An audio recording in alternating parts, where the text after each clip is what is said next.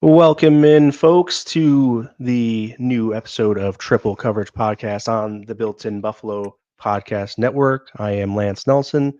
To my left, Scott Casson. To my right, Benjamin Shoop. What's up, Shoop? Nothing much. Just getting ready for this last regular season week of football. Should be some good games. Will be some bad games around the NFL, but at the end of the day, it is football at the end of the day, so it's always good to see. But yeah, it's going to be fun this weekend. See some guys we don't normally see. Kind of like we were saying before the show, it's going to be pretty much like a preseason game, but it's still going to be fun to see what some other guys can do. How we doing, Scott? I'm living the dream. Excited to talk about the Bills. Going to be an interesting week for the Bills around the league. Some things locked up, so a lot of guys won't be playing.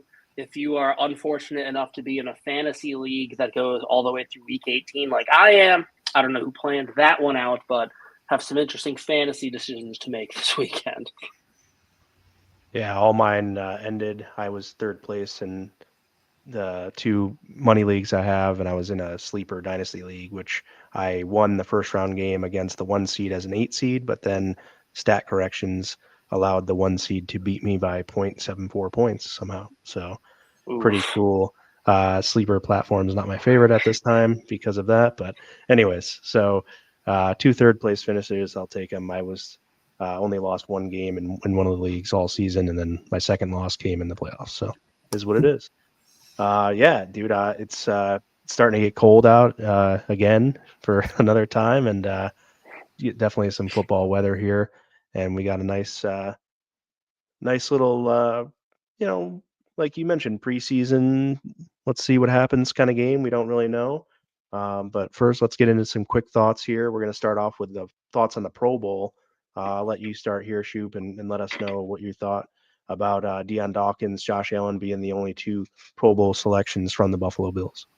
Yeah, I mean, with the Pro Bowl, it's one of those things where year after year, especially the past 10-ish years, it's kind of gone downhill with what people think of it. It's become more of a popularity vote.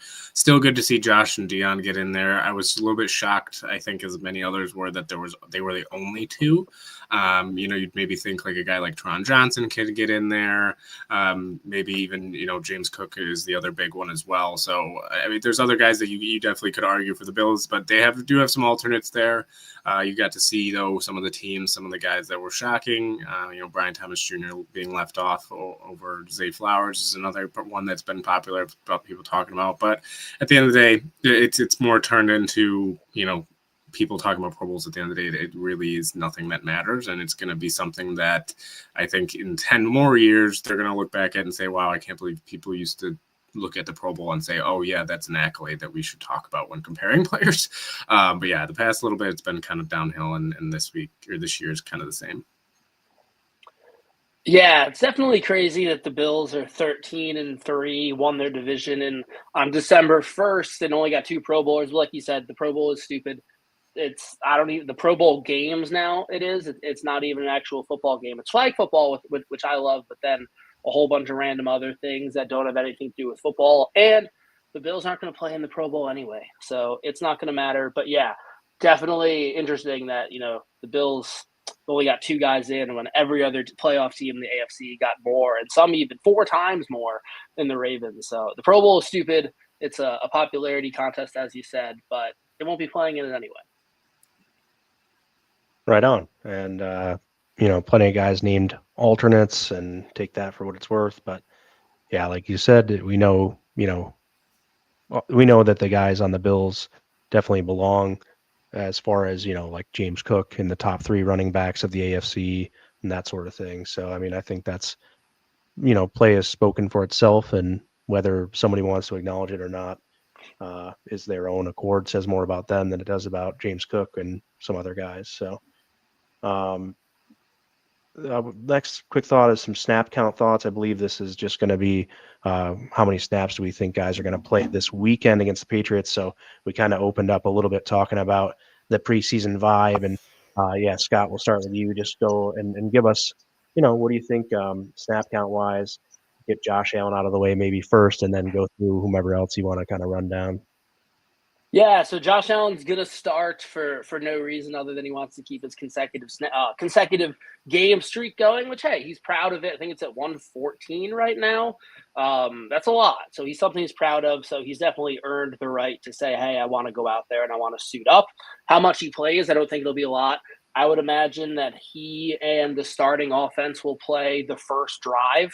Maybe if it's a 3 and out, maybe they play another one, but you got to think about if you have Josh out there, you have to have the starting offensive line out there because you want him to be protected when he's there, and you don't want any of those guys hurt either. So I would imagine that the starting offense plays a drive, and then from there it's kind of whatever guys they want to get looks, practice squad call ups, which who knows who they're going to call up, and some guys that maybe haven't gotten a lot of looks this year out there. And then on the defense, they said guys like Damar Hamlin might play the whole game, which makes sense because he hasn't played in 3 weeks. So to get him kind of back in game shape, so the defense guys might have a little bit of a longer leash. But as far as the starting offense goes, I think it's a drive unless it's a short one, and then we see what Mitch and Mike White and the other guys can do. Yeah, I'm going to agree with you there, Scott. Get Josh Allen one more push just to piss people off a little bit more, and we'll go from there. But yeah, I don't expect to see him a lot in general. Like you said, maybe at most 2 drives. If they go past that, you might have start having to shut down Bill's Twitter there for a little bit because people would be going crazy. But yeah, you'll see Mitch Trubisky. We'll get to see Mike White, so it'll be cool to see some other quarterbacks there. I'm interested to see what they do with the running backs. To see Cook's 19 yards away, which we're about to get to, but he's 19 yards away now from 1,000. Do they keep him in there? If he gets 18 yards on the first drive, what are they going to get him out there just for one more play? Probably just to get him that 1,000.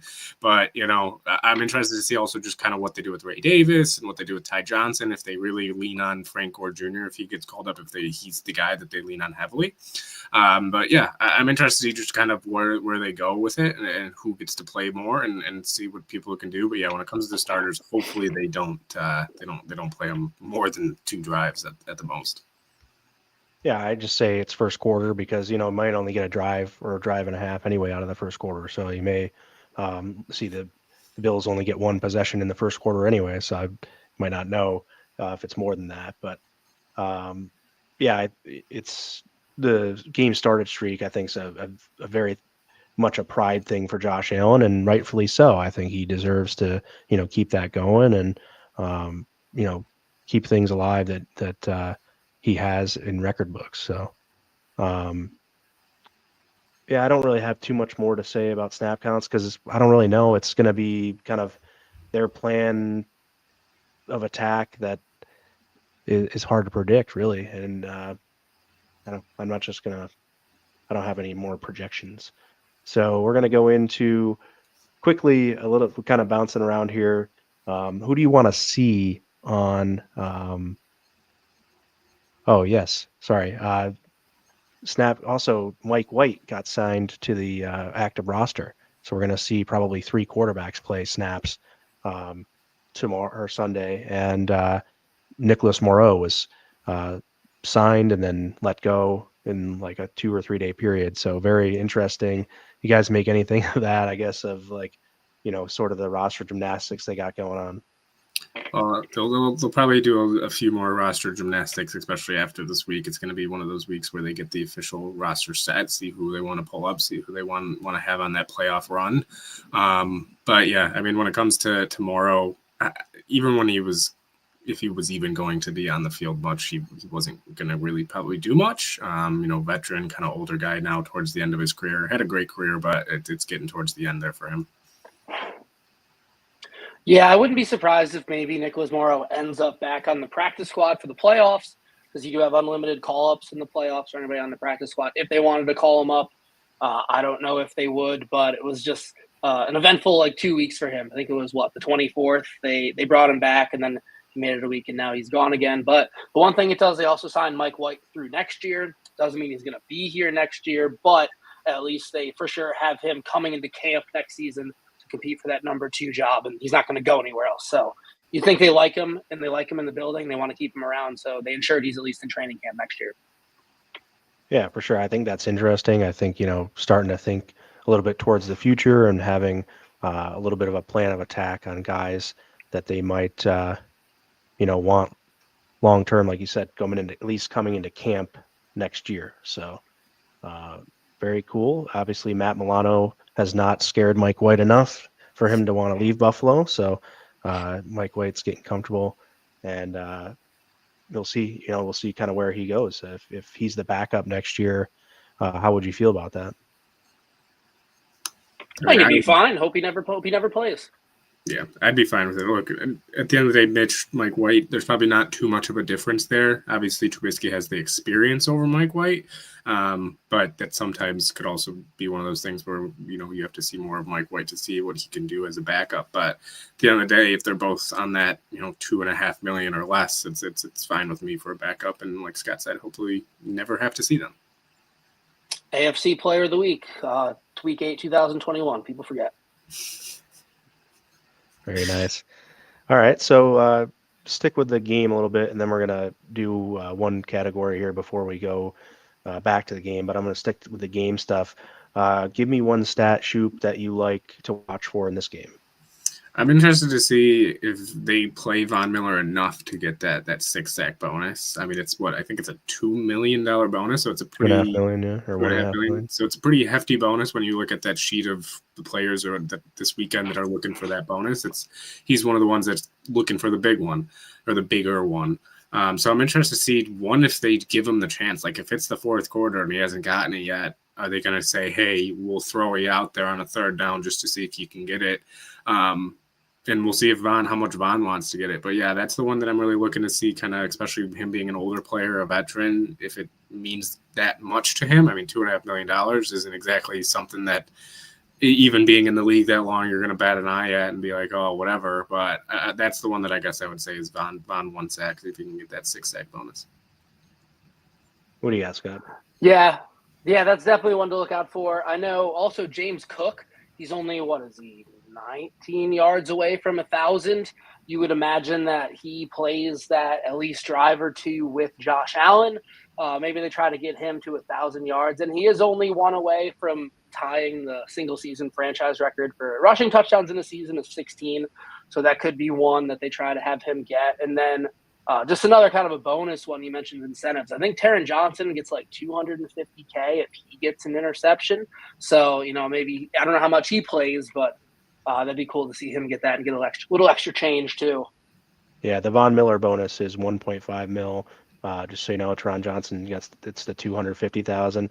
Dawson Knox is listed here. I thought it was kind of funny, which not if they decide to throw the ball even with the backups and he's going to play. I don't really know if he's necessarily. I know he's kind of like the second tight end technically, but I would assume he would kind of rotate out with the ones though. But 8 receptions, 89 yards needed for Knox to get a $200,000 bonus, and I don't anticipate that happening. Daquan Jones is a half a sack away from a $250,000 bonus, so that's certainly a potential. And then Greg Rousseau would need 2 sacks in this game to get to 10. I think that's probably not going to happen. I just don't think he'll be on the field for long enough to do that. But yeah, that's those are stats that are there for you if you want them. And yeah, I think it's most likely, obviously, James Cook does his thing on the ground and gets that 1,000-yard mark. All right, let's do the injury report quick. Terrell Bernard did not practice Wednesday, was limited the other 2 days, and is out with a quad injury. Obviously, soft tissue stuff. You definitely want to take your time with it and allow that to heal. So it's probably going to be questionable even going into the wild card round, and we'll see who we draw there and see if he's able to play or if he needs to take a second week off in a row to get ready for the divisional round should the Bills win at home against opponent to be named. And Curtis Samuel, limited all week with a rib, is questionable for this game. Everyone else was limited or full, but does not carry a game designation. So on the Bills side, that's that. Let me just run through quick. Ben Brown, Christian Gonzalez, Jabril Peppers, Jalen Polk are out for the Patriots. Kyle Duggar, Hunter Henry, Anthony Jennings, Titus Leo, Drake May, and Sione Taki. They are questionable. So yeah, what do you guys think? I guess if you want to start wherever you want, I guess Patriots certainly have guys out with certain guys questionable too. Like it's not just going to be the Patriots starting all their guys. They're obviously going to want the number one pick as well in the draft, potentially by losing this game. So, a lot of injuries there of guys who could potentially help them should they try to compete in this game, and they're just not going to be available. So, injury front, what do you got, Scott? Yeah, this has been the first game all season I haven't really looked at the opponent's injury report because I quite frankly don't care. Like they're gonna play who they play. Like this is just a game for the Bills. We don't want anybody to get hurt. So from the Bills front, good that Damar Hamlin is back. Terrell Bernard did practice yesterday, and he looked pretty good. So I think that holding him out is more precautionary than anything, maybe. So sounds like, assuming, knock on wood, nothing crazy happens this week, we should go into the playoffs pretty healthy, which is a good thing. So this is a game similar to last week, but I would say even another level up. Just don't get hurt. Don't care if they win or lose. Don't really care about much else. Just don't get hurt and survive and move on to the playoffs. Yeah, I kind of feel similar. This week is the weird week where I'm actually more interested in the Patriots injury report this week, just because they do have, Christian Gonzalez is a guy that's on the field a lot. Polk, you've started to kind of see get more action as well. But I'm interested to see more if Drake May plays. If you're the Patriots and he's got that hand issue, you're not playing for anything, and you're going into you're playing a team that, even though they've already clinched and they might play some backups, these are guys that are looking to prove themselves. So, do you risk a guy like Drake May playing and potentially getting hurt into the offseason, and then he's got to do whatever it is when it comes to rehabs in the offseason? I don't know if you'd want to do that, especially with a young quarterback. So I could very easily see them saying, "Hey, we're just going to sit May this week. This game means nothing. Why play him?" So, I'm really interested to see really if they play Drake May. Yeah, for sure. I mean, I don't see the need to, honestly, but maybe I would really find it hard to come up with a reason why or where it would be beneficial to do so. So yeah, I don't know. The only reason I can think of is Mayo thinks he's playing he's coaching for his job and he wants a starting quarterback, but that's also one of those decisions where if he does get hurt, even worse, you're losing your job in a heartbeat if you were saying, "Hey, no, I want you to play because we got to win here." But like you said, it's there's really no reason why they should play him, but we'll see. Right. Yeah. John saying Joe Milton, maybe we'll see that, just get some talent evaluation and game, NFL game. And it's may or may not be a preseason field, but this NFL game action is so valuable for some guys to play at a different speed than you do in practice. So, I really think it's going to be decent for some of these guys. And that's why, we'll talk about who on the Bills we're excited to kind of see more from, because of that, because this game action does bring out a little bit more. There's more competition. The guys on the other side want it more than maybe some guys would in practice. So, Scott, you have anything to add there? Yeah, I would imagine Drake May plays unless his injury is pretty serious. They said he's going to start. I know he's questionable with a hand. They said earlier in the week he was going to start. So as long as he can play, I don't see, like you said, Lance, why you wouldn't just play him. The game he's going to get, the experience he gets from another game is better than sitting around. And I know the game is meaningless, maybe not so much to them because if they lose, they get the number one pick. But I don't see why he wouldn't play. Get him another game, get him that experience. If you remember Josh Allen's rookie year, the Bills were bad. They had nothing to play for. He went out in I think it was only week 17 then. And he won AFC Player of the Week against the Dolphins. And you'd imagine that gave him a ton of confidence going into the next season. So I don't see why they wouldn't play him. Yeah, I was just saying too, though, what I don't know what benefit it really gives you.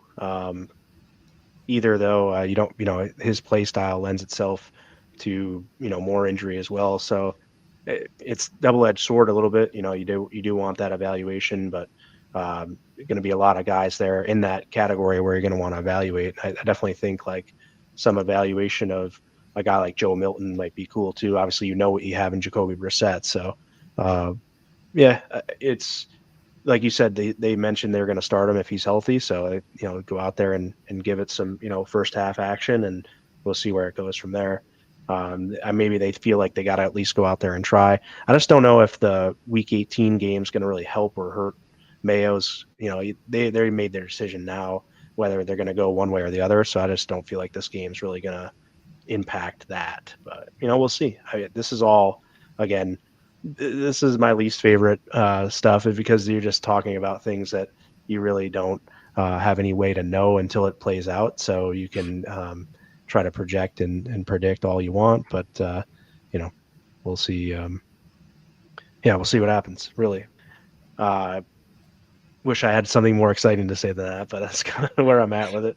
So, all right, let's talk about the playoff opponent you might want to see in the first round, because that's something that does matter, and we're going to find out this weekend, and probably tomorrow we'll know a lot more. So you have basically the potential to play Cincinnati, Miami, or Denver. Who do you want, Shoot? Personally, I actually think I would want Miami out of those three teams, just because, one, they'd be coming to Buffalo. Two has already been kind of banged up the past few weeks. He can't win in weather underneath 45 degrees, which is still the funniest stat I think I've ever seen. The fact that he has legitimately never won a college or NFL game and a football game under 45 degrees. And they're a team that kind of just seems like lost right now. They have talent, but this season's kind of proved again that it's not just talent that can get you places. You need to be able to, one, keep guys healthy. Obviously, Tua getting hurt didn't help.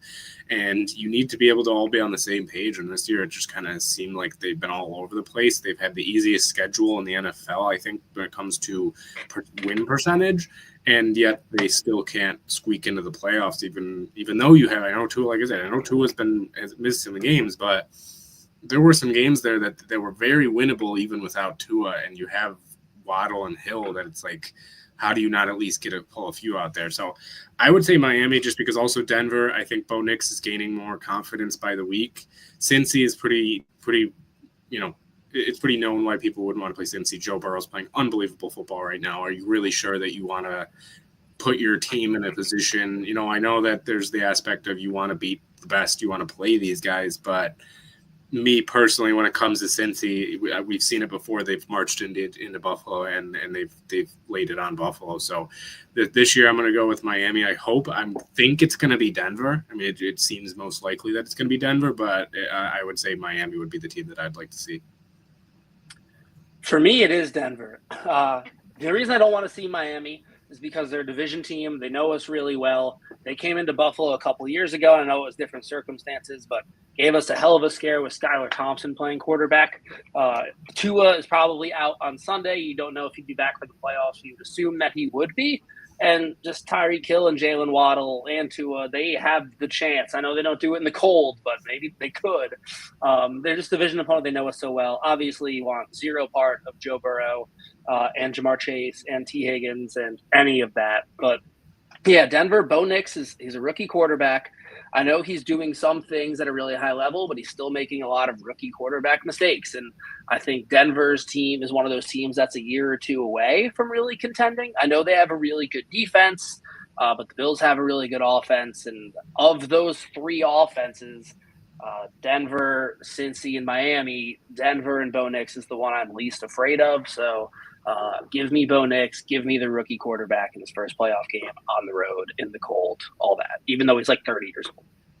Yeah, Dolphins played the Bills close in the game on Week 9 up here in Buffalo, so definitely have the ability with the division familiarity to give them a scare. And if the one decision or one bounce the wrong way, and you're talking about going home in the first round of the playoffs to a division foe, would be a disastrous thing, probably for the Twitter mafia there. They'll sure that would be not fun to be on the internet as a Bills fan after if they were to go out by a Dolphins defeat. So look, man, I want Cincinnati. I want to go a full revenge tour. I want to beat Cincinnati, beat the Ravens, beat the Chiefs, all in the same playoff, and go to the Super Bowl and win that too. And who says we can't?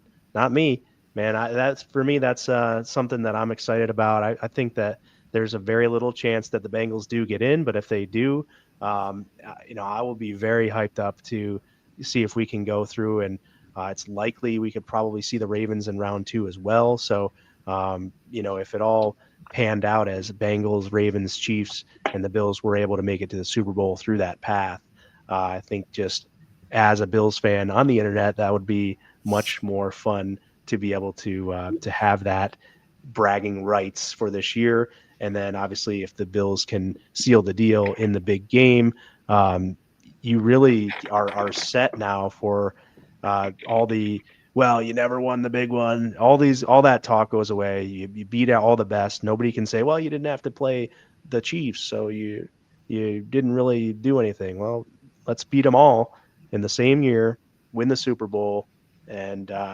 bring it home to Buffalo, that Lombardi Trophy. So that's what I have to say.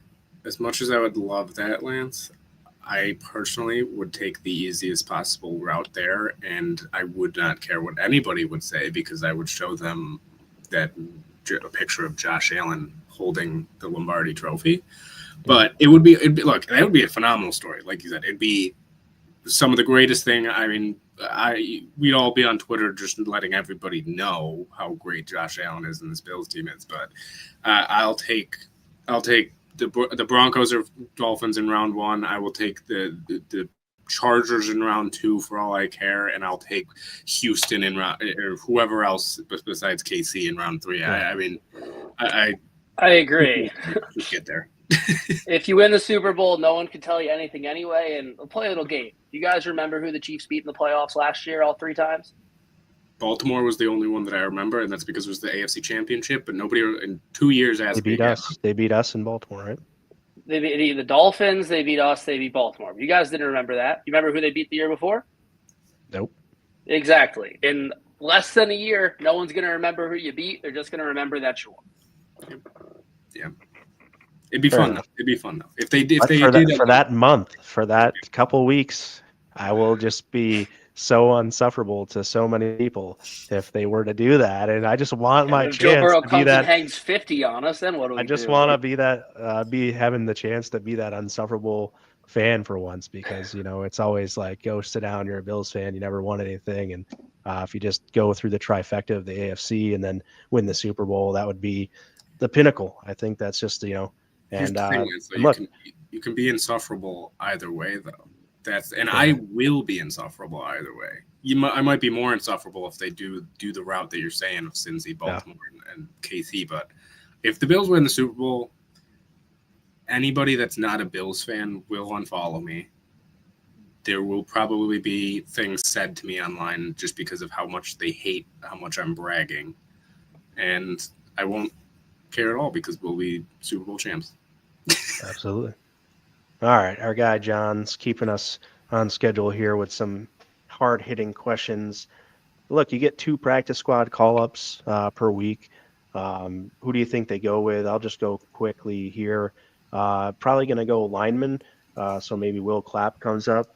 I do think that probably Frank Gore Jr., so it's tough. Like, I'd rather go Richard Garage and Frank Gore Jr. actually as the 2 call-ups, because I definitely want the younger guys to get there and get some, like I said, meaningful game reps. You're going to want guys along the line, and then you're probably going to want the extra running back to tote the rock and be able to get you to the end of the fourth quarter. What do you guys think for 2 guys off the squad you'd pick up here for elevate for this game, and who do you want to see? Yeah, I agree that it's a lineman. I am leaning Will Clapp, just an interior lineman, because they have Vandemark and Grable on the roster already. So you kind of have those 2 tackles you can just slide in there. Then Will Clapp can play anything on the interior. So you can run out a second-team offensive line of those 2, Alec Anderson, Cedric Bonton-Granger, and then Will Clapp on the interior. And then, yeah, I agree with you on Frank Gore Jr., just because you're not going to want to give – at a game where they're probably going to run the ball a lot, all of the carries to Ty Johnson and Ray Davis, who are both going to have a big role on this playoff team. So maybe Frank Gore Jr. Outside of that, it's sounding like they probably won't have to bring it up on defense because the safeties are healthy. So I agree that it's those 2. But if I had to give you a defensive guy, maybe like a Lewis Seen for defense, or I think Kareem Jackson is out, but maybe like a Lewis Seen because he can play safety or linebacker. Yeah, I mean, I think that you guys nailed who will get called up. I do think it will be Clapp and Gore. I would love to see Daquan Hardy, just because, again, I was even a little shocked that he didn't make the 53 because I thought he'd be the punt returner this year. I thought that, they'd be a guy that he was a draft pick, so they might be a guy that they want to bring in here. So I'd like to see him just, again, to see what you have out of him. I mean, he's a guy that again, you're probably not going to have high expectations for if he did get called up. So Because you're a huge Penn State fan, or yeah. Oh, we don't have to bring that up. But no, I mean, look, I'd also like to see the other Penn State guy get called up as well, KJ Hamler. So I'd like to see Hardy and Hamler, but I don't think they will. Hardy's the one that I would really like to see. Just again, we'll see a rookie, get him called up here on the defense side of the ball, especially at a spot where people are going to be kind of questioning, I think, the route that they go at defensive back this offseason when it comes to safety, when it comes to corner, because you got Douglas and everything. So see what you'd have with Hardy. I know Hardy isn't exactly an outside corner. He's more of a nickel corner. But I'd still like to see him out there in general, just to kind of see what he has. But at the end of the day, yeah, I do agree with you guys. I think it will be Clapp and Gore. Yeah, for sure.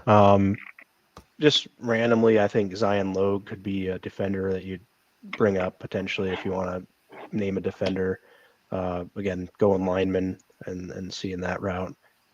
But yeah, and that's it for quick thoughts. They weren't very quick. We spent a half an hour on them. We can go through Bill's offense and defense probably fairly quickly because like I said, there's not a lot of known things to talk about with these teams. We're going to do a little bit of projecting and giving some opinion here, and so excited for it. So let's rip it through. Who's got the offense today? I do. So, starting off our offensive segment, we'll start with you, Ben. Who's a player you're most excited to see play on Sunday? Maybe someone that we don't get to see a lot of often. Yeah, I mean, the guy that we kind of just talked about getting called up, I'm really excited to see Frank Gore Jr. I hope that he does get called up, and I hope he's the guy that you see a lot of. And, that he's the guy that, one, it'd be cool to see if he can get a touchdown. Two, to see, I'm guessing his dad will be there if he does get called up, just to kind of see, has there ever been anybody else that scored a touchdown on the same team as their dad has in the NFL? I'd love to know if that is something that's been done. So if you can somehow get Franco Jr. in the end zone, that'd be awesome. So Franco Jr. is the one on the offensive side for me that I'm definitely very excited to see. Lance? Yeah, I mean, it would be good if they only have a couple of call-ups, so they're probably not going to be able to call up a receiver. I really would want to see more. Sorry, the name is just escaping me. Let me look it up here. RL Shavers and maybe some KJ Hamler. Just see where those guys at on offense as another receiving option. But I mean, you only get 2 call-ups, like you said, so those guys probably, don't get called up this week, given the other explanations we've given. So, Frank Gore is the obvious answer for me, but let's see more of what maybe Ty Johnson can do in an expanded role. Ty Johnson's always falling forward, as I'll say every day. So it'll be good to see if he can maybe have a big impact. Watch Ty Johnson tote the rock. Yeah, I'm excited to see some of the rookie offensive linemen play. Tylen Grable, we drafted late, made the team, got hurt. Now he's back, kind of getting the chance to show us what he can do. Same with Cedric Von Granger, someone that we thought may be kind of the center for the future on this team. Love to see an extended look at him. He was a lot of people's top-ranked center coming out of the draft, fell off in the 5th round or whatever it was. So excited to see those two guys get some meaningful snaps and play more than just mop-up duty. So we're going to see what we have there in the future of the offensive line for sure.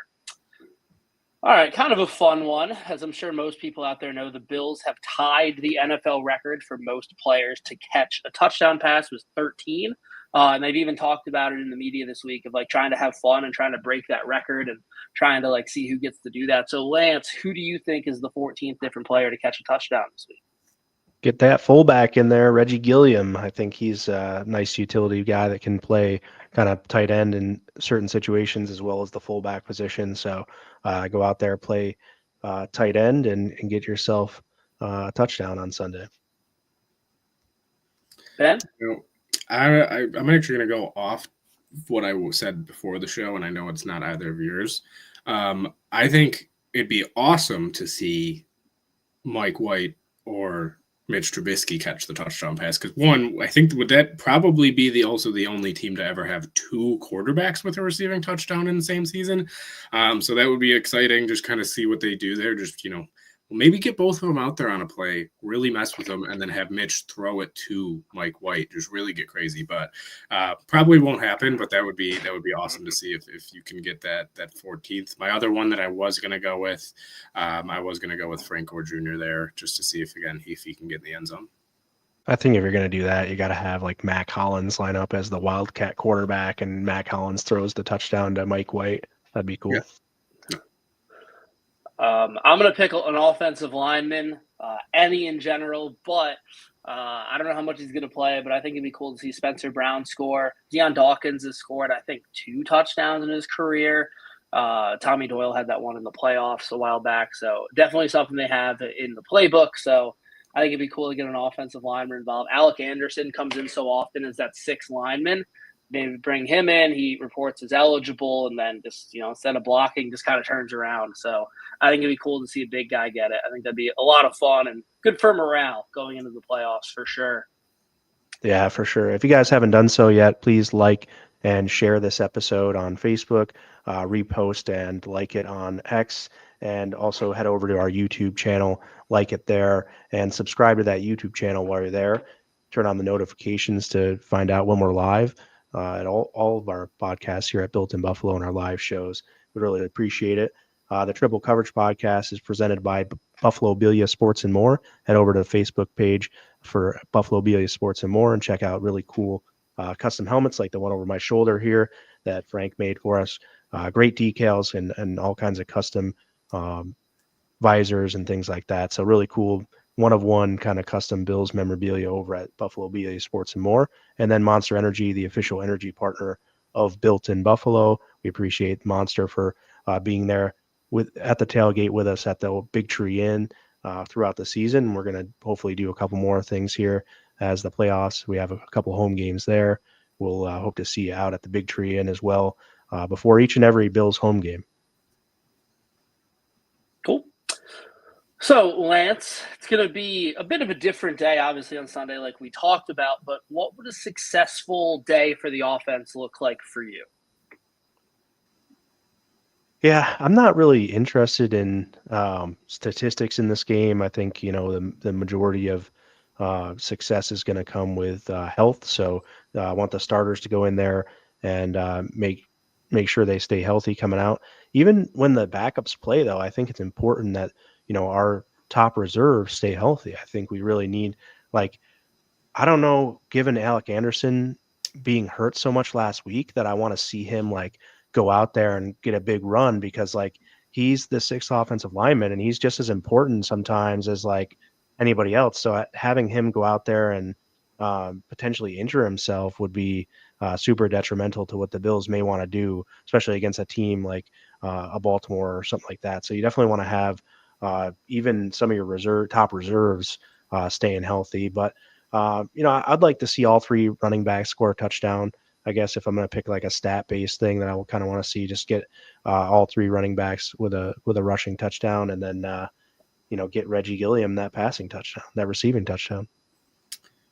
Yeah, I kind of agree there with you that at the end of the day, just keep everybody healthy. But I really would like to see some of the younger guys get involved heavily, like Frank Gore Jr. Even if you are going to have any of the starters, Keon Coleman, just get him maybe involved a little bit, just not a ton, but just to get the younger guys involved there, see what they can do.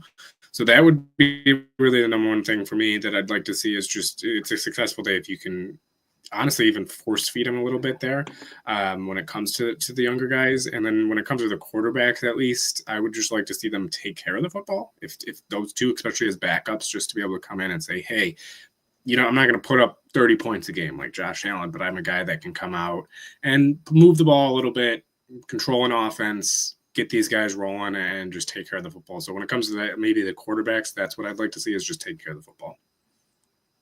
Yeah, piggyback off of what Lance said. To me, the only thing that really matters for everybody is health.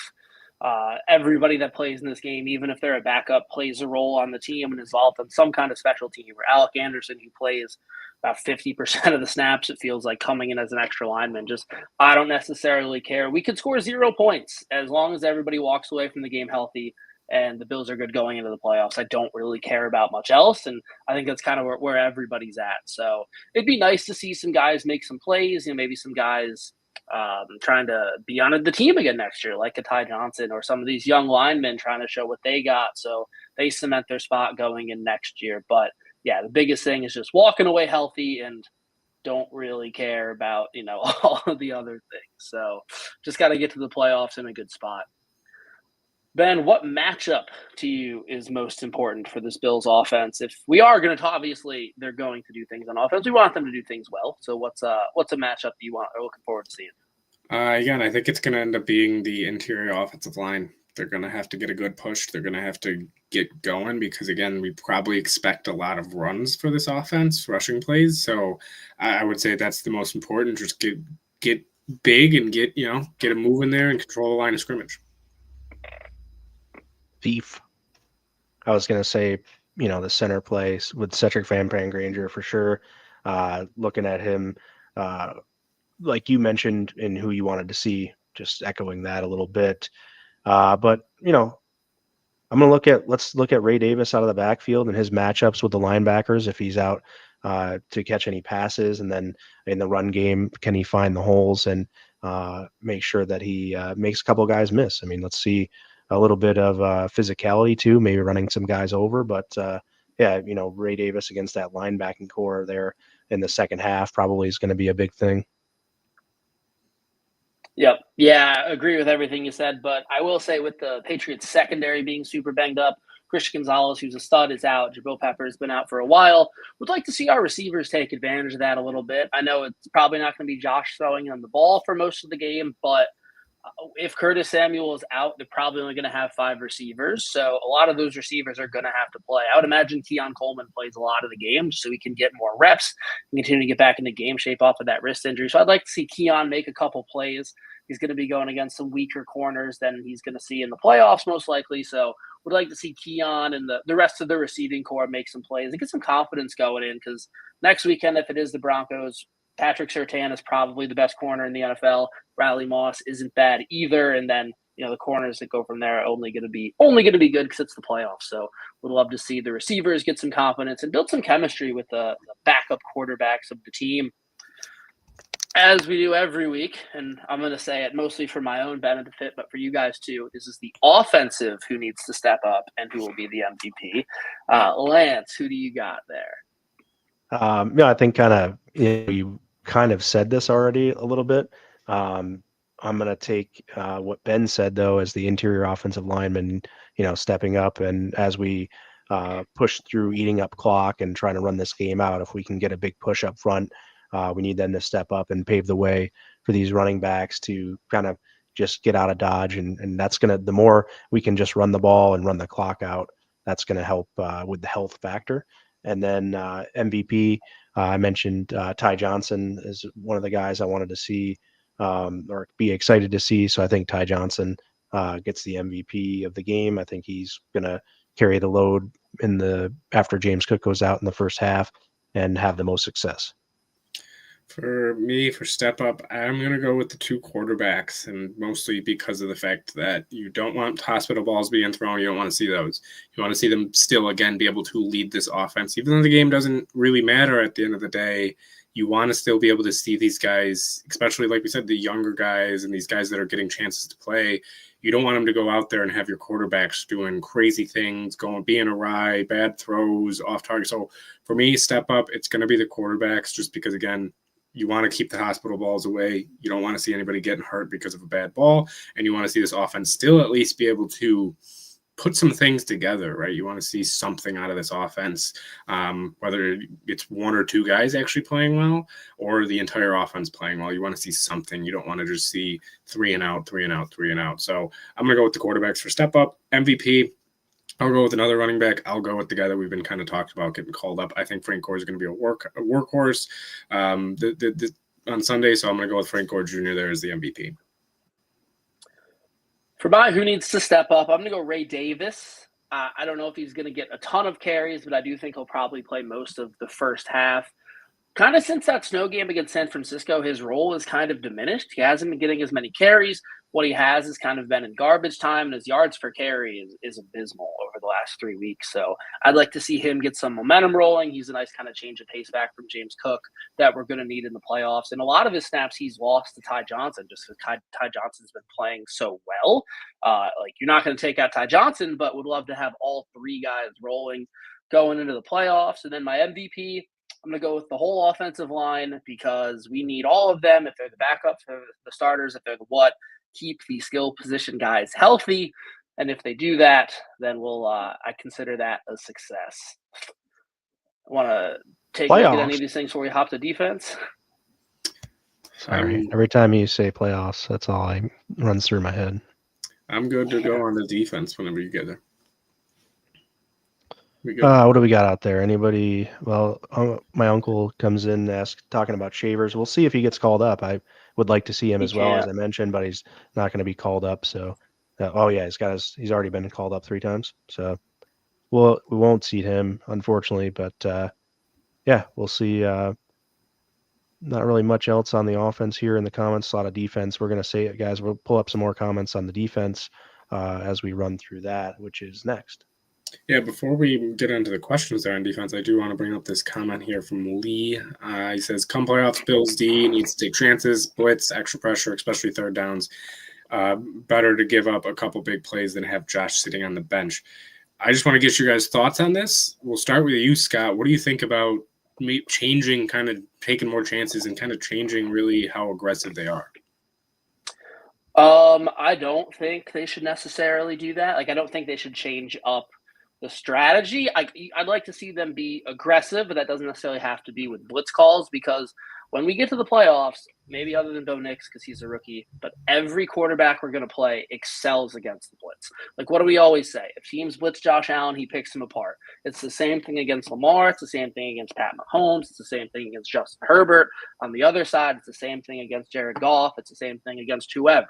Like, if you blitz those quarterbacks, they're smart enough to pick it up and they're good enough to get the ball out quickly, and you're just going to get burned. And giving up big plays is like the one thing as a Bills defense that you don't want to do. That was the biggest reason that they lost to the Ravens, in my opinion, is the big runs by Derrick Henry. If you can, like the Bills defense, like we talked about last week, the strategy is, keep everything in front of you. Don't get beat over your head. Don't give up big plays, because eventually there's going to be a holding penalty. There's going to be a turnover. There's going to be a missed block, and you're going to make a play, and you're going to get them out of that. If you give up big plays, you're just giving up points, and you don't want to give up points. And I know that, we may give up a lot of yards and give up field goals, but 3 is a hell of a lot better than 7, especially when you're playing Lamar Jackson and Pat Mahomes. So I think if it ain't broke, don't fix it. Keep the defense doing what you're doing, and we don't necessarily want to blitz these guys in the playoffs. The Bills are going to be potentially 14-3, 13-4 at worst. I'm not changing that. You play your style of football. You start doing things that are unfamiliar to you, start doing things differently.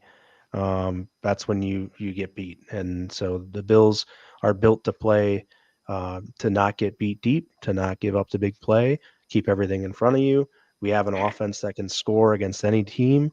And, I agree with the sentiment that getting Josh Allen on the field as many times as possible is good, but also, you have to limit points at the same rate. So, I want the Bills to keep doing what they're doing. They have shown the propensity to blitz here and there, though, and look at the Rams game. That last touchdown that really was the backbreaker. They brought the house and they got absolutely torched. Stafford knew right away that they were bringing them. Got the ball out quick on a screen, and whether you think it's a penalty or not doesn't matter. Like, that blitz really cost them that game and number 1 seed, really. Yeah.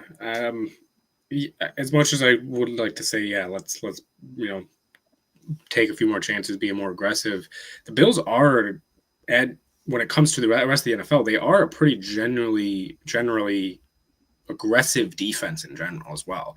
Like, I know people think because they do sag off a lot, they do play that bend don't break, that they're not aggressive. At the end of the day, compared to other NFL teams, they are a pretty aggressive defense. And I think I agree with you guys where you don't want to overdo it because, again, you're going to get picked apart.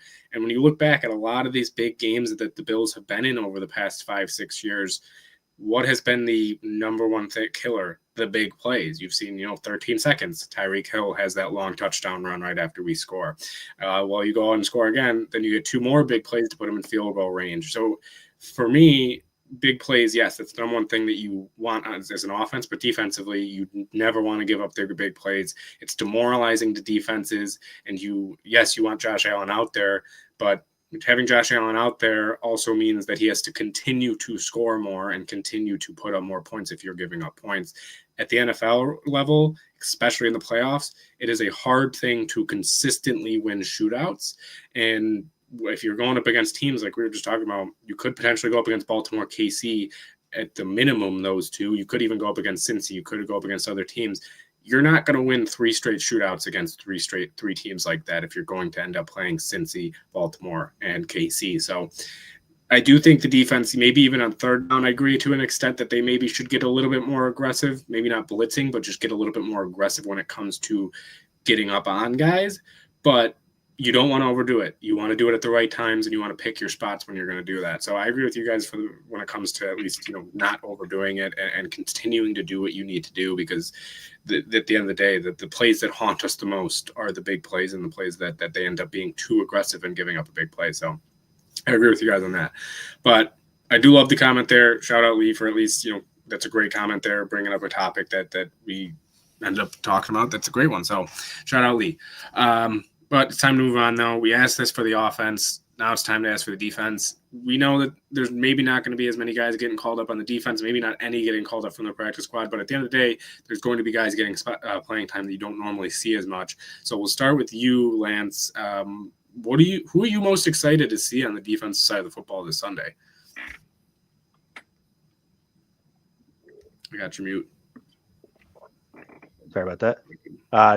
My son's in the background coming back from some pneumonia here, so letting him play up there. I didn't want to, burden everyone with the sounds. But anyway, so Dwayne Carter, I think, would be a good one, as a young rookie to see out there having some success.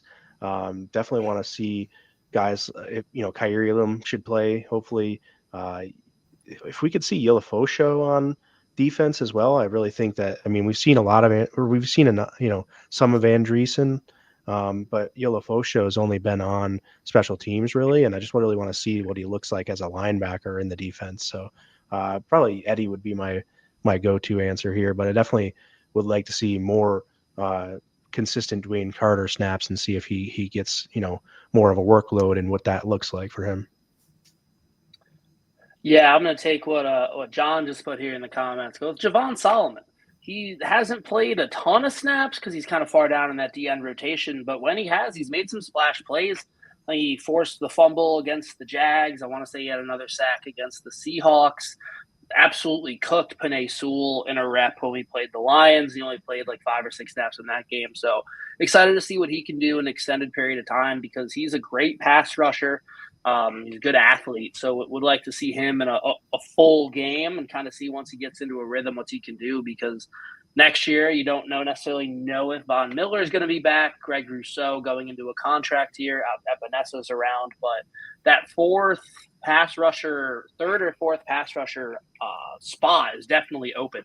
So I would like to see if he can try to get a leg up and take that and go into the next year, because pass rushers is what you need to win games in the playoffs.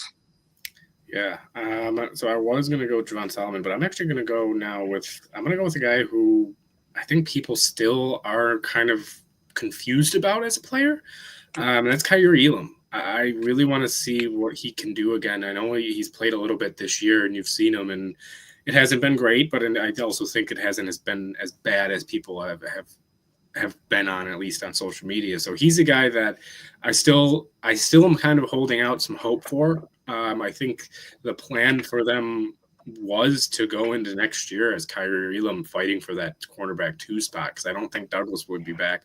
So I'm interested to see Kyrie Elam, especially against a receiving corp that leaves a lot to be desired. If he's out there getting beat when it comes to this receiving core for the Patriots, then yeah, that's going to be pretty worrisome when it comes to Kyrie Elam. But at the end of the day, he's a guy that, again, has the athleticism, has the ability to do it. It just comes to, I think a lot of it is, one, we know the scheme fit, and two, can he do it consistently? So Kyrie Elam's going to be mine then, that I'll go with for who I'm excited to see. And as John points out, he's only 23 as well, so he is still young.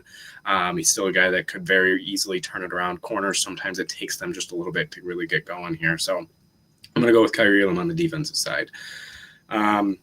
Next up, we got another same question that we had for the offense, but as we're gonna ask it for the defense as well. What would a successful day for these guys be, right, against a team that not the greatest offense in the world? I'm just gonna say mine quick. I think if you can hold them to under 20, that's still a successful day for this defense. And if you can get some of your young guys like Javon Solomon, if he can get a sack, if you can see Joe Andreessen kind of get going there and play some good football, same with you, Olafosho. So just getting your young guys on the field and seeing what they can do, have them make a couple splash plays to kind of give you that, oh, this guy can really, he can make some plays here. Maybe the consistency will come along with it. So just getting everybody ready and maybe even holding them up to 20 or under 20. So that's really my successful day. What do you got, Scott?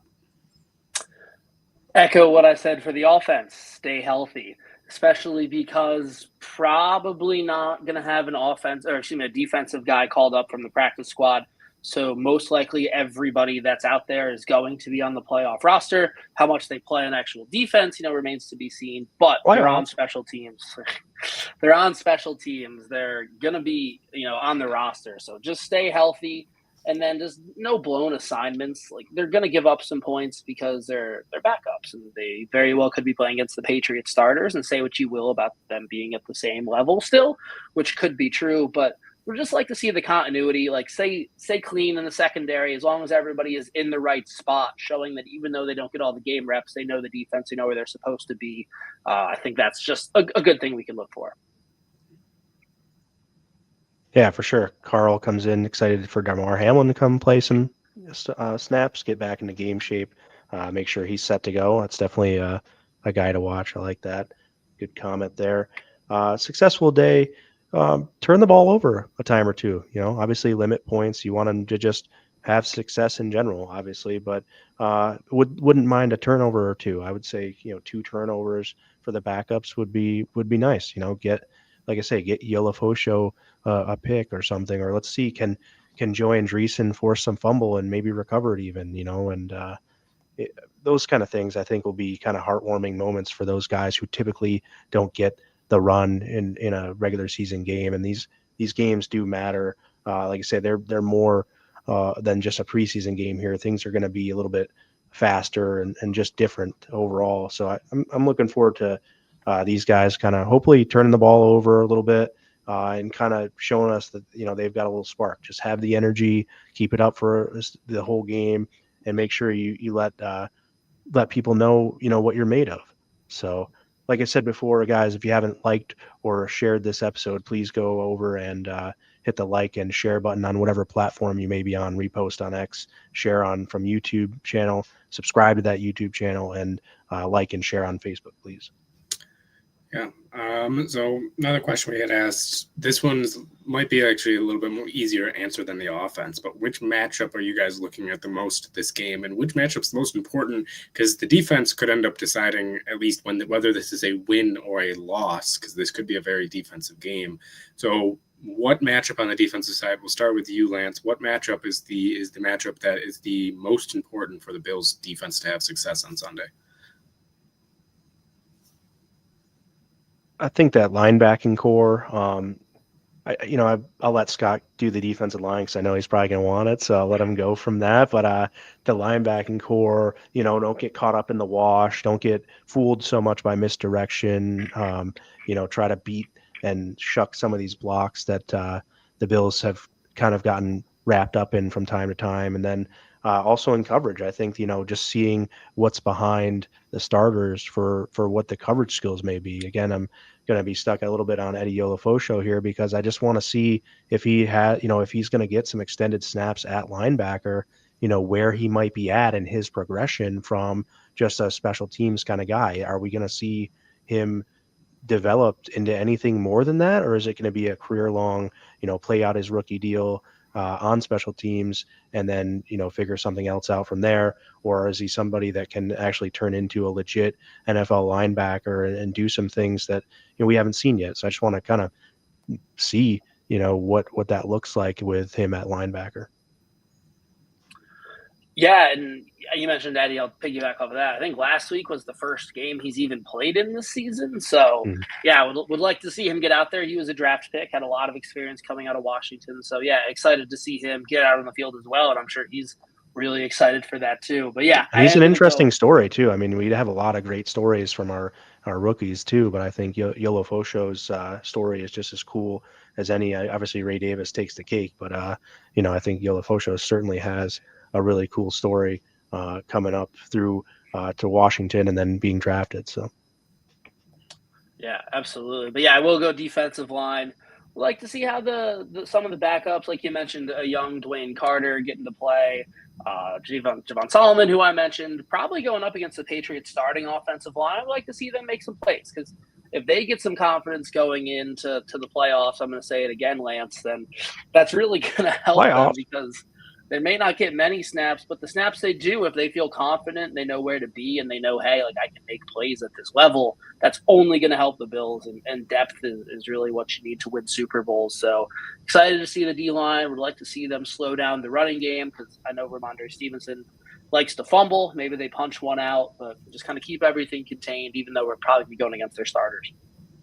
Yeah, I'll take the secondary. The secondary, you want to see, again, what these guys can do against a receiving corp that can leave a lot to be desired, as I mentioned. So if these guys can have a successful day, that I know it's, again, not the best competition when it comes to the NFL starting standards, but still, it's competition. You can see what you guys can get and see what Kaiir Elam can do, see if Cole Bishop is really taking those strides. I mean, Kaiir, we did see get beat in the first game against the Patriots, which, I mean, he was right there, but it was just a phenomenal throw and catch, and he never turned his head. So will he turn his head this game? We'll see. But yeah, when those, like, you want to see what you have if somebody does go down, especially in the secondary where you might be a little bit more might be a little bit thinner at when it comes to at least outside corner depth as well. If you can see Kaiir Elam make some plays, Jamarcus Ingram make some plays, the guys that you don't really see as much as well, like see if they can make some plays at a consistent basis. So this game for them, secondary, I want to see what they can do, and I think it could be the difference maker, especially because the Patriots might just be saying, hey, let's start throwing the ball downfield if they get down early, and it's a game that they, again, don't really care too much about. And if anything, they might want to some of them might want to lose. I know at the end of the day, these football teams don't want to lose, but some of them might want to lose. Last but not least, when it comes to the defense, we did it with the offense. Who needs to step up? Who's the MVP? As we do every week. Scott, you went last for offense, correct? So I think so. We'll make sure you get to go first this time. I was going to actually just throw it right back to me and then Lance again just to mess with you. But no, we'll go with you, Scott. What do you got for who needs to step up? Who's the MVP? So I'm going to give you a bit of a two for step up. You mentioned them, Lance. We go with Eddie Olafosho and Joe Andreessen because both of them guys who didn't get a whole lot of reps in their rookie season. Joe Andreessen, obviously undrafted. You mentioned Eddie's story. Another incredible story there. Two guys that if they put on a good showing in this game, probably have a good leg up on making the team again next year. Whereas otherwise, if they go out there, it doesn't look like they have it, then they might not. And their career with the Bills may be over after a year. So this is kind of their chance to take it and kind of maybe catch on and maybe stay around for the length of their rookie deal. So excited to see those two guys play. And then my who is going to be the MVP. I'm going to go with Damar Hamlin. Would like to see him make a big play. They said he might play the whole game, which would kind of surprised me, but I guess it makes sense. Try to get him back into game shape because he's gonna be the starting safety in the playoffs. So, right. Would like to see Damar Hamlin make a play and look at the level he was at before he went out with the rib injury. Yeah, for sure. That would be a little bit of a surprise to see him play the whole game. Maybe a little frightening, I guess, just to like, all right, dude, his style, It's what they being said. Yeah. yeah, being physical though, you don't want to have that for the playoffs. You don't want to have him nicked up any more than he needs to be or already may be. So to step up, I want to say the defensive line trying to keep those linebackers clean. Really, eat some blocks up, allow the linebackers to flow and read the keys and get to the ball as they need to. And then MVP Dwan Smoot. I think someone mentioned about Smoot playing. I love Dwan Smoot's versatility inside and out. And I took a bunch of notes for the across the line segment, and then my son got pneumonia and I wasn't able to record it. But for our subscriber channel on Facebook, which if you haven't seen, go over our Facebook page and check out. We do have a subscriber channel. We have a pretty cool giveaway to go along with that. So go check that out on our Facebook page. But I think that Juwan Smoot's a really versatile player inside and out, and he just can make plays at both positions too. So it's very exciting to have somebody with that versatility on the defensive line with the rotation they play. Just gives him more and more opportunities, and I think he'll be the MVP on the defensive line there. So maybe he can get that Jordan Phillips type interception this week and kind of make a splash play. Yeah, for me, step up. I've been saying his name for the past 15 minutes. It's got to. I want to see Kyrie Elam step up. I know John said it as well. I just want to see something out of him, especially in a game where you could see a lot of him. So Kyrie Elam is going to be my guy who step up. MVP, I'm going to go with Dwayne Carter. I think he'll have a monster game. I think he'll be a guy that you see a lot this Sunday, and a guy that you could potentially see a lot in the playoffs if he does kind of prove again. He was playing well before the injury. The game when he came back from the injury might have been one of the worst games he's ever had in his football career. But again, he was coming back from injury. Now he's starting to kind of get back into it and be that guy again that could be in that rotation. So Dwayne Carter, I'll go for my MVP. But, we'll see who does play more. It's one of those weeks where it's tough to say step up an MVP for offensive defense because you don't know who's going to play as much as another. So I did see we saw some other guys. We saw Codrington, who plays mostly as the punt returner. We have seen him as a corner a little bit this year. We saw him last week, a lot lately. I've seen enough of that. well, hey, he's a rookie, so again, it could take a little bit there. Maybe he's a guy that could end up turning the corner there, and if he has a good game, it could be a guy that you say, hey, maybe next year could be that fourth corner that you have. I know Scott might not want that, but maybe it could be me. Maybe it could be Scott. It could be Scott, but we'll see. We'll see what goes on there.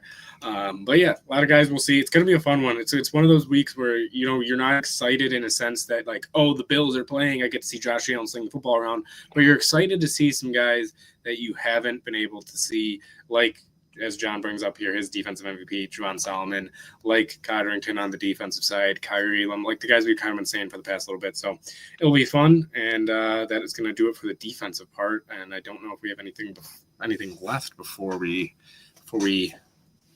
end it here. Yeah, throw out if you have any sort of score prediction in the comments. Tell us what you think the final score is going to be of the game. I don't have really much to expect, but I just know that the Patriots probably are going to mail it in, so I just expect the Bills to score 30 points again and win like 34-12. I'll go with 9-6. I hope it's not, but I'll just go with that just because why not? But yeah, I have no idea what to expect from this game.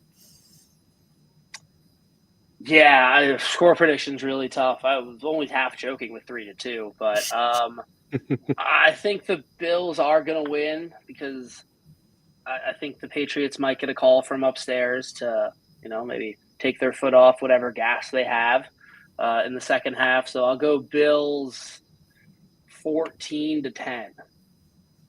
Awesome. Good point. Our guy Lee here has been coming with some comments today. We really appreciate it, Lee. Enjoy the ride, man, because you can't worry about what's going to happen in the future. You don't know. Enjoy, the players always preach, be where your feet are and stay in the moment. And I kind of live that way. So I'd love to just enjoy the ride as we go through these games, and just I don't worry about, well, this guy got beat in week 11, so he's going to screw us in the playoffs. No, it's, yeah, we're 14 and we're going to probably be 14-3 at the end of this year. I predicted 13-4 before the season. Plenty of people thought the ceiling was like 11. So what a great season so far for these guys. Enjoy it, man. It's really cool.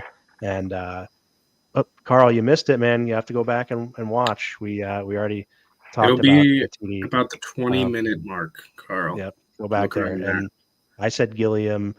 Scott thinks it's going to be Spencer Brown or an offensive lineman, and Ben thinks it's going to be Mike White or Mitch Trubisky potentially. And I threw Or a Frank little Gore. Or a Frank little Gore. cog in there where maybe Matt Collins can throw that pass to one of the quarterbacks for the touchdown. So it was a pretty fun conversation. I just recapped it for you, but if you would go back and check it out, that'd be awesome. Mom's coming in 27-13 Bills. I like it, although I think they get over 30 points. I don't think the Patriots are going to try that hard.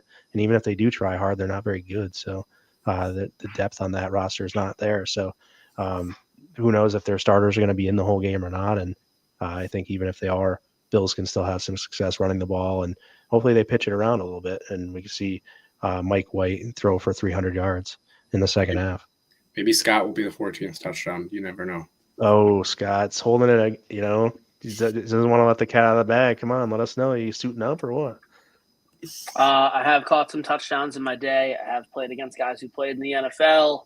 But yeah, I don't think it's me this week. No? All right, fair enough. All right, guys, if you would, again, please like and share. Follow Built in Buffalo on all of our platforms, on X, on Instagram, on Facebook, on YouTube. I think we got a TikTok thing going as well. Not huge there, but we're definitely looking to expand our horizons. 2025 is a year of growth for us as a brand, and definitely appreciate our sponsors, Buffalo Media Sports and more. Check them out on their Facebook page, and Monster Energy, the official energy partner of Built in Buffalo.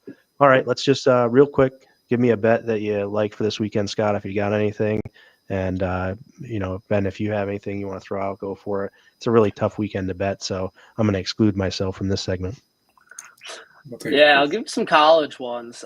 Tomorrow in the Bahamas Bowl, I like Buffalo, actually, -3 against Liberty. A bunch of Liberty's players have transferred, including their quarterback. I think Liberty came into the season with higher hopes than the Bahamas Bowl. And for Buffalo, I'd say a trip to the Bahamas is about as good as it gets. So I think Buffalo covers that 3-point spread there. And then we won't have a show before the Thursday college football playoff game. I'm giving you, I think Notre Dame beats Penn State, so I'll take Notre Dame -1.5 in that one. I'm going to go just a quick glance here. This is a tough one here because there's, again, not too many games you can really go. I mean, Bills are -3. If you want to take the Bills here, and again, it's going to be a fun game, but I would very easily, I could see them blowing that out of the water and even going higher than that. So yeah, I'm going to go with -3 for the Bills. It's a game that, like we said, it's not, you don't really know what to expect, but at the end of the day, this team is still overall a better team. And the backups, like Scott said about 20 minutes ago during the show, our backups might be equivalent to their starters. And it could definitely, the Bills could definitely cover that. So Bills -3. I see Texas is +6, so I guess I'll go here and take the Longhorns +6 against Ohio State. So I think Ohio State tweet sucks. out my college football picks if anybody wants to tell them. But no, I've lost every single college football, just so you know. So I will put them out there if anybody wants them, and you can just do the opposite. Do the opposite of me or Ben. It has typically gotten you paid this year. Scott has much more success, but hey, we railed the over yesterday, and I think Ole Miss got that themselves even. So I think it was 50.5. So got one right yesterday. Finally, did you see Ole Miss was up 30 and threw a pass to the end zone from midfield in the last play of the game? It was hilarious. Amazing. Yeah, amazing stuff. I did not see it. I fell asleep. I've been, rough week. But anyways, thank you guys for all of your support here, for watching. And if you get the chance, please check out all of our other great Built in Buffalo podcasts as well. I know on Thursdays we have like a bunch of stuff. T does 2 different shows with Tea Time with Robin, and Not Your Average Podcast and 716, and then The Hoof is on, and then Saturday or Sundays, the post game or red zone report with Izzy. Monday you have Buffalo against the World. Tuesdays you've got Two Goalies, One Mic for the Sabres folks out there. Check out our hockey guys, super good stuff. Wednesdays Going Deep Buffalo with Kevin Masseri and Kevin Syracuse. So just really good lineup overall. I'm still working on bringing all the great content to you guys and making sure some of the best content creators are a part of Built in Buffalo. So we appreciate you being here, stopping by, and have a great week. Stay warm. Go Bills.